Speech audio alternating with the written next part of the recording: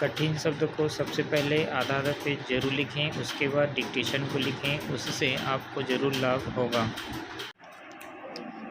नमस्कार दोस्तों, Gayatri steno class में आप सभी का स्वागत है। यह डिक्टेशन 100 शब्द प्रति मिनट की गति से है। डिक्टेशन स्टार्ट होगा 5 सेकेंड बाद। बैठा देंगे।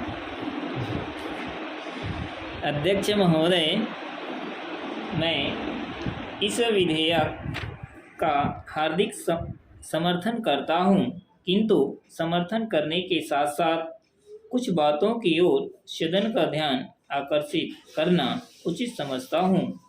इस संशोधन विधेयक में खानों में काम करने वाले मजदूरों के कल्याण के बारे में चर्चा की गई है।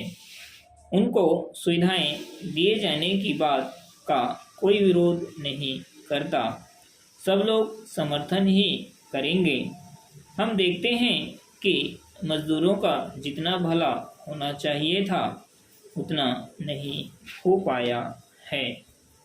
पैरा, इस बात की चर्चा करते हुए मैं दो बहुत ही महत्वपूर्ण बातें सदन के सामने प्रस्तुत करना चाहता हूं। अभी कुछ महीने पहले मजदूर यूनियन की रैली हुई थी। इस रैली में बहुत बड़ी संख्या में खदानों में काम करने वाले श्रमिक भी आए थे।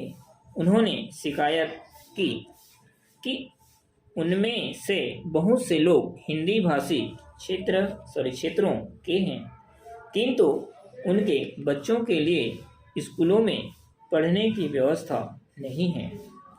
सरकार का यह नियम है कि अगर काफ़ी संख्या में इस तरह के लोग हों और जिस भाषा को भी वे जानते या बोलते हों, उन्हें उसी भाषा में शिक्षा देने की व्यवस्था होनी चाहिए। लेकिन खान मालिकों ने इसकी व्यवस्था नहीं की है, जिसकी वजह से कठिनाई होती है। मैं माननीय मंत्री जी से यह कहना चाहता हूं कि वह इसका पता लगाएं और यदि यह बात सही है तो उनके बच्चों को अनपढ़ बनाकर रखने से कोई लाभ नहीं होगा। इसलिए आप यह अवश्य देखें कि इस तरह काम करने वाले मजदूरों के बच्चों की शिक्षा उनकी भाषा में हो।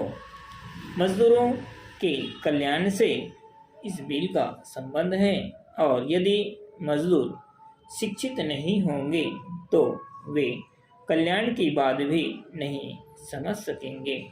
पैरा, दूसरी बात दुर्घटना से संबंधित है।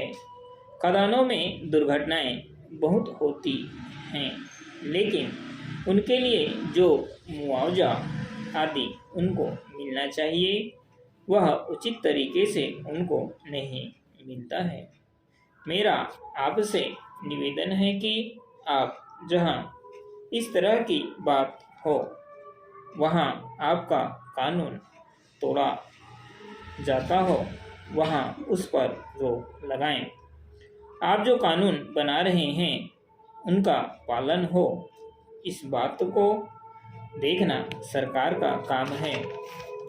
सही अर्थों में तभी आप मजदूरों की सहायता कर सकेंगे और उनको सुविधाएं प्राप्त हो सकेंगी। अच्छा यह होता यदि उनके कल्याण की सभी बातें विधेयक में रहती।